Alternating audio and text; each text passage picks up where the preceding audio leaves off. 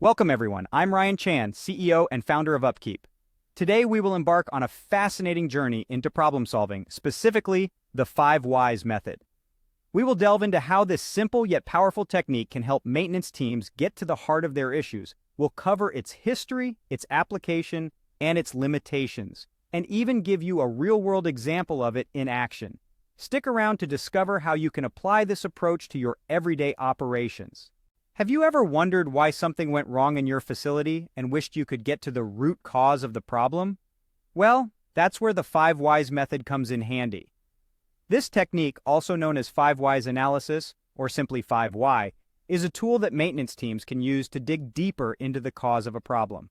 The 5 whys method was first introduced by the Toyota Motor Corporation. Its founder, Sakichi Toyoda, encouraged his staff to ask why 5 times about any given problem. This approach allowed them to understand the true nature of the issues they were facing. So, how does it work? Well, it's all about looking past immediate causes and diving into deeper issues.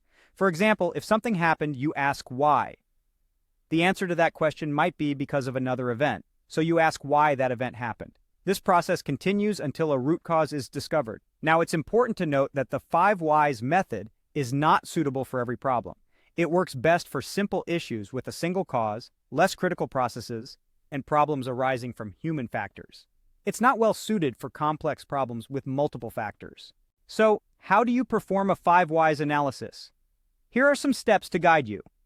First, gather your team. This analysis works best when you have people who are involved in the process where the problem occurred. Next, identify the problem. Make sure you define it as specifically as possible. With the problem clearly defined, determine the immediate cause for why it occurred. Phrase it as a why question. Once you have the immediate cause of the problem, ask why that cause occurs. Repeat this process until you can't go any further.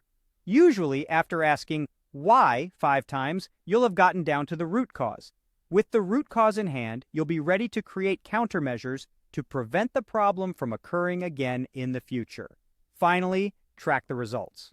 By monitoring the results, you'll be able to tell if you need to adjust your countermeasures or perform further root cause analysis. Let's look at an example to illustrate how this works. Suppose a company, let's call it Awesome Manufacturer Inc., has a couple of machines in their facility that are leaking oil. They gather a team and define the problem.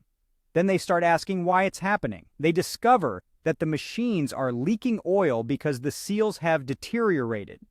They ask why the seals deteriorated and find out that they hadn't been replaced in a while. They ask why the seals hadn't been replaced and learn that the work orders to replace them hadn't been completed. They ask why the work orders weren't completed and discover that the seals weren't in stock in their storeroom. They ask why the seals weren't in stock and find out that they ran out before ordering more. They ask why they ran out and learn that the reorder amount for them was set too low in their maintenance management system. With this analysis, the maintenance team at Awesome Manufacturer Inc. can create a solution to the problem. In this case, it would likely be to adjust their reorder amounts in their maintenance management system based on the mean time between failure rather than expenses alone. Once the countermeasures are implemented, the maintenance team keeps an eye on the situation. If any machines start leaking again, that will be a cue to revisit the problem with further analysis. Now, while the 5 whys method is a cost-effective way to find the root causes of simple one-dimensional problems, it does have a few limitations.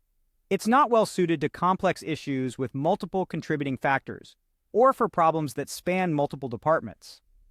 It's also prone to confirmation bias and heavily relies on individual knowledge. But don't worry, there are other root cause analysis tools you can use for more complex issues like fault tree analysis, the fishbone diagram, and failure mode and effect analysis. In conclusion, the 5 whys analysis is a useful tool for performing root cause analysis. It's a cost-effective way to handle problems that don't warrant extensive analysis. With a knowledgeable team and a bit of data, you can uncover the root causes of simple, one-dimensional problems in your facility. Thank you for joining us today. We've covered the 5 whys method, its application, limitations, and even walked through an example. If you found this information helpful, don't forget to subscribe to our channel for more insightful content. For more resources and tools to help your maintenance and reliability teams be more successful, visit us at upkeep.com.